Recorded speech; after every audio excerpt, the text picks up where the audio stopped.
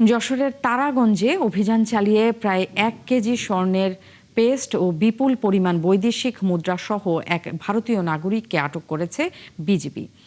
যশোর শহরের ঝুমপুর ৪৯ বিজিবি ব্যাটালিয়নে এক সংবাদ সম্মেলনের মাধ্যমে এই তথ্য জানান ৪৯ বিজিবির অধিনায়ক লেফটেন্যান্ট কর্নেল গোলাম মোহাম্মদ সাইফুল আলম খান। তিনি জানান, যশোর নড়াইল মহাসড়কে একটি যাত্রীবাহী বাসে তল্লাশি চালিয়ে ওয়াজিদ আলী আমিন আহমেদ নামের ওই ব্যক্তিকে আটক করা হয়। এ সময় তার ব্যাগ তল্লাশি করে ৯০০ গ্রাম ওজনের স্বর্ণের পেস্ট জব্দ করা হয়, যার আনুমানিক বাজার মূল্য ১,৯৩,৪২,০০০ টাকা।